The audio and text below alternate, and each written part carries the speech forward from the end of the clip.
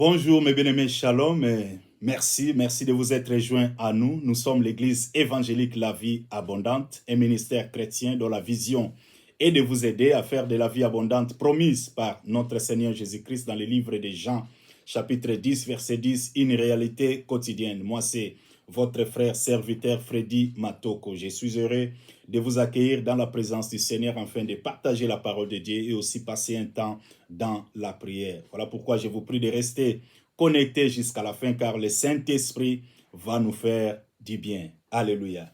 Bien-aimés, nous nous réunissons chaque dimanche de 13h à 15h30 à l'adresse 6 135 Pepys Road, New Cross Gate. Si vous êtes à Londres et que vous voulez assister à nos services, n'hésitez pas de nous contacter sur 074 467 90321. Nous sommes à New Cross Gate, le postcode c'est SE145SF. Que Dieu vous bénisse abondamment. Alléluia. Nous allons prier pour la parole de Dieu. Père, je te dis merci pour ton amour et ta fidélité. Merci de nous accorder la grâce de partager ta parole. Il est écrit, tu as envoyé ta parole et ta parole les guérit tous. Je prie Seigneur que ta parole influe sur nos vies, qu'elle nous façonne, qu'elle nous transforme. Oui, guérit, restaure, relève et construit nos vies, Seigneur. Au nom de Jésus le Christ, j'ai ainsi prié avec action de grâce. Amen, amen. Que Dieu vous bénisse abondamment. Bien-aimés, nous allons lire la parole de Dieu dans le livre de Psaume, chapitre 127, versets 1 à 2. Je lis la parole de Dieu. Psaume, chapitre 127, versets 1 à 2. Si l'Éternel, cantique des degrés de Salomon, bien sûr, si l'Éternel ne bâtit la maison, ceux qui la bâtissent travaillent en vain. Si l'Éternel ne garde la ville, celui qui la garde veille en vain. En vain, vous vous levez de bon matin, vous vous couchez tard et vous mangez le pain des douleurs. Il en donne autant à ses bien-aimés pendant leur sommeil. Bien-aimés, ce psaume de Salomon, c'est un psaume cantique des degrés. Ce psaume nous révèle les secrets du succès et de la réussite dans tous les domaines de notre vie. Il nous dit, si l'Éternel ne bâtit la maison, ceux qui la bâtissent travaillent en vain. Si l'Éternel ne garde la ville, c'est lui qui la garde veille en vain. En vain, vous vous levez très tôt le matin, vous vous couchez tard et mangez le pain des douleurs. Cependant, il en donne à ses bien-aimés pendant leur sommeil. Alors, Salomon, qu'est-ce que tu veux nous dire? En fait, ce psaume n'est certainement pas un encouragement à la paresse ou n'est pas non plus une déresponsabilisation, c'est-à-dire enlever aux chrétiens ou aux croyants le sens de leur propre responsabilité. C'est pas ça. Mais ce passage nous révèle, par contre, il nous révèle la souveraineté de Dieu. Nous sommes sa création, nous sommes son ouvrage et il a tous les droits sur nous. Ce passage nous révèle que c'est la bénédiction de l'Éternel qui fait réussir tous nos efforts. Donc, sans la bénédiction de Dieu, tous nos efforts sont inutiles. Le travail est inutile. Voilà. Donc, ça nous révèle que c'est Dieu qui accomplit tout ce que nous faisons. Voilà pourquoi le livre des Proverbes nous dit, nous allons dans le livre des Proverbes, chapitre 3, versets 5 à 7. Je lis la parole de Dieu. Il nous dit, « Confie-toi en l'Éternel de tout ton cœur et ne t'appuie pas sur ta sagesse. Reconnais-le dans toutes tes voies ou dans tout ce que tu fais. Reconnais-le et il aplanira tes sentiers. Ne sois point sage à tes propres yeux. Crains l'Éternel et détourne-toi du mal. » Voilà. Bien-aimés, le travail est inutile si l'Éternel n'y joint sa bénédiction. Le travail est inutile si l'Éternel n'y joint sa bénédiction. Donc, nous avons besoin de sa main sur tout ce que nous faisons. C'est-à-dire, en fait, Dieu peut être en toi. Si tu es chrétien, Dieu vit en toi. Dieu peut être en toi et en même temps ne pas être avec toi. C'est-à-dire, avec toi, ça veut dire lorsqu'il t'accompagne. Et alors, si tu vas à l'encontre de sa parole, à l'encontre de sa volonté ou de ses desseins, il n'est pas avec toi. Il est en toi, mais il n'est pas avec toi. C'est-à-dire, tu fais ce qui ne lui plaît pas. Tu fais ce qui est contraire à sa parole, ce qui est contraire à sa volonté. Tu bâtis non selon la volonté de Dieu, parce que la fidélité de Dieu s'engage à récompenser tout ce que nous faisons selon sa volonté. Dieu est fidèle, il nous veut du bien en tout temps. C'est lui notre Père, c'est lui notre Dieu, il est notre bon berger. Alors nous devons nous laisser conduire par lui. Nous devons lui donner toute la place du roi, du maître, du commandant en chef. En fait, nous devons nous soumettre à lui pour lui obéir. Bâtir selon Dieu. Parce que si l'Éternel ne bâtit la maison, c'est-à-dire c'est nous qui bâtissons, c'est nous qui travaillons. Mais c'est sa main qui accomplit ce que nous faisons. Alléluia. Bien-aimés, nous devons les reconnaître. Ne t'appuie pas sur ta propre sagesse. Ne t'appuie pas sur ta sagesse. Mais recherche la sagesse de Dieu, la volonté de Dieu. Dieu parle. La parole de Dieu est là. Nous devons bâtir. En fait, bâtir selon Dieu, c'est bâtir dans l'amour, dans la justice. Tu n'as pas besoin de faire échouer les autres pour réussir. Tu n'as pas besoin de faire des richesses sur les dos des autres. Exploiter l'homme créé à l'image de Dieu pour tes propres intérêts. L'égoïsme. Voilà, la vision globale, c'est l'éternité parce que chacun de nous rendra compte à Dieu de ce qu'il aura fait de sa vie. Bien-aimés, ne bâtissons pas selon l'homme, selon notre propre volonté, nos pensées, mais bâtissons selon Dieu. Cherchons la face du Seigneur, cherchons la volonté de Dieu. Ne t'appuie pas sur ta sagesse. Reconnais-le dans toutes tes voies et il aplanira tes sentiers. Dieu est là, Dieu est fidèle, Dieu est juste. Il nous veut du bien. Il est bon, il est merveilleux, il est amour.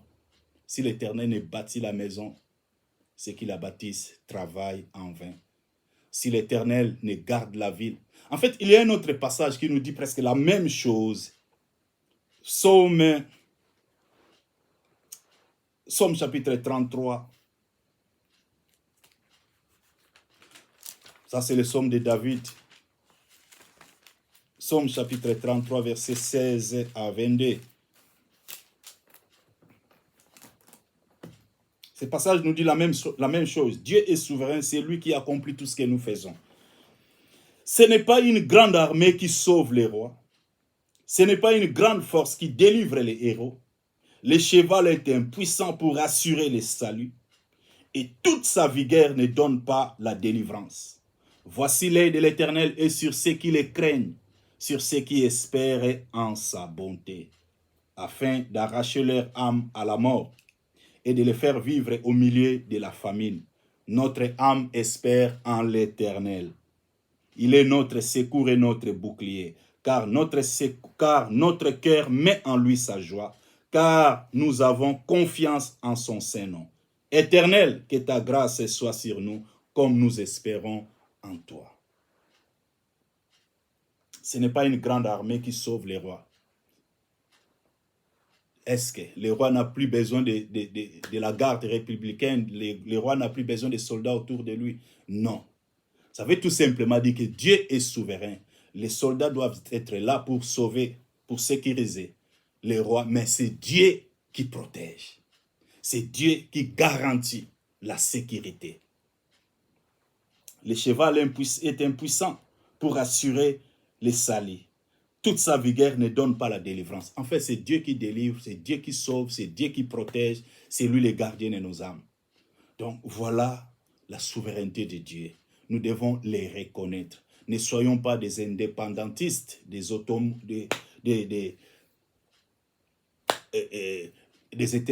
séparatistes. Donc tu t'es séparé de lui, tu es indifférent, tu ne crois plus à lui, tu ne lui fais pas confiance, tu veux faire selon toi. Ça, c'est l'ignorance, c'est l'autodestruction. Parce que un jour, tu rendras compte à ton Créateur. Bien-aimés, revenons à lui et il reviendra à nous. il est bon, il nous attend. Il dit, demeurez à moi et je demeurerai en vous. Dieu nous veut du bien, il veut nous voir aller de l'avant, jouir de notre vie, vraiment réussir, dominer sur cette terre, accomplir le mandat de la domination qu'il nous a donné, triompher du diable, triompher du péché, triompher du mal, enfin, vraiment de l'honorer, de le glorifier pendant que nous sommes sur cette terre. Bien-aimés, que Dieu vous bénisse abondamment. Cette parole, Dieu nous l'a donnée pour nous attirer à lui, pour nous révéler sa bonté, sa souveraineté, sa miséricorde, ses compassions, son amour qui est inconditionnel, incommensurable. Il est bon, il est merveilleux.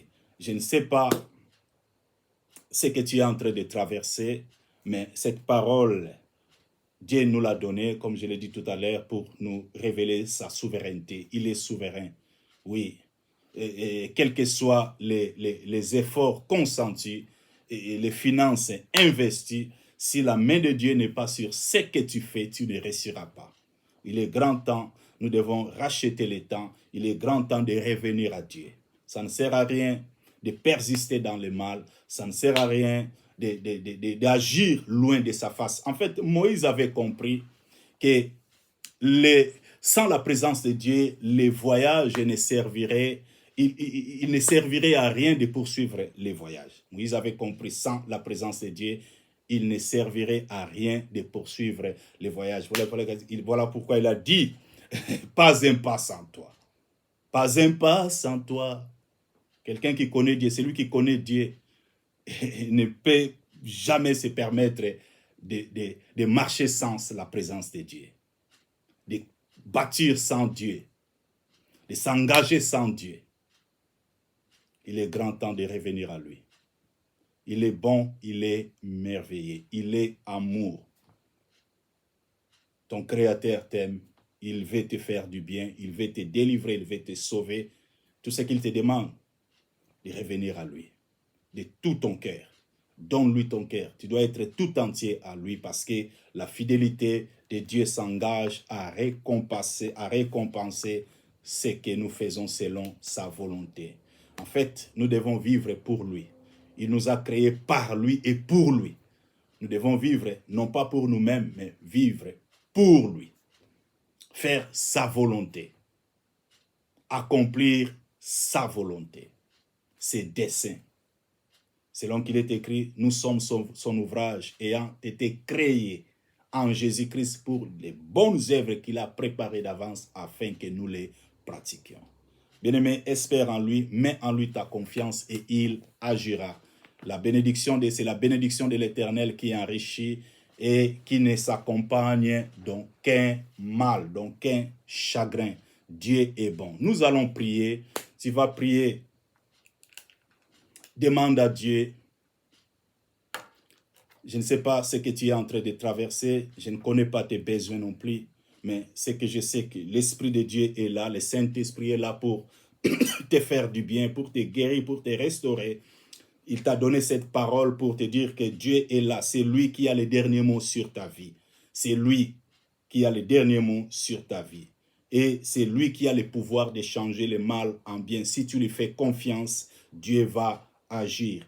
Et ce n'est pas encore tard. Il est vivant, il peut tout changer. Alors prie, implore la grâce de Dieu sur ta vie, que le Saint-Esprit exerce tes mains au combat et tes doigts à la bataille.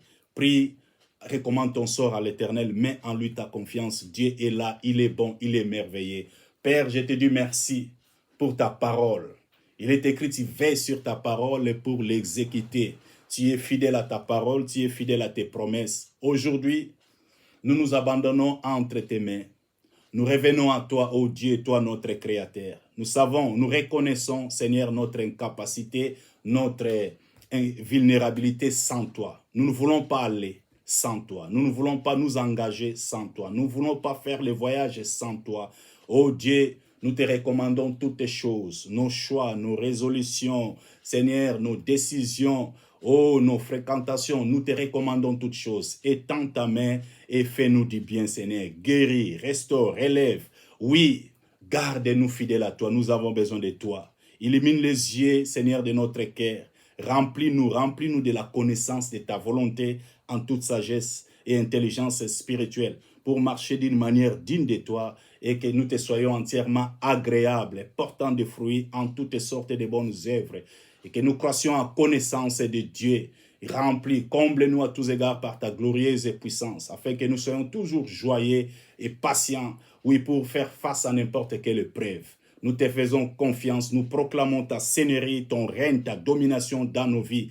Toi, le seul, l'unique, le véritable Dieu qui règne dans les cieux et sur la terre. Jésus le Christ, nous te couronnons, roi. Et voilà pourquoi nous proclamons notre victoire, nous proclamons notre succès, notre épanouissement en ton nom. Oh, merci de nous faire du bien. Merci pour ton sang qui parle à notre faveur. Et merci pour la puissance de ton Esprit Saint, oui, qui détruit les jougs et qui ôte les fardeaux. Merci de nous envelopper, de nous combler par ton fait. Oh, à toi la gloire, l'honneur, la puissance, les règnes, la domination. Oui, les actions de grâce maintenant et à jamais. C'est dans le précieux et glorieux nom de notre Seigneur et Sauveur Jésus le Christ. Nous avons ainsi prié avec action de grâce. Acclamons-les. Amen, amen, amen. Que Dieu vous bénisse abondamment et aidez-nous à partager ces messages si l'Éternel vous a fait du bien. Merci. Amen. Bye.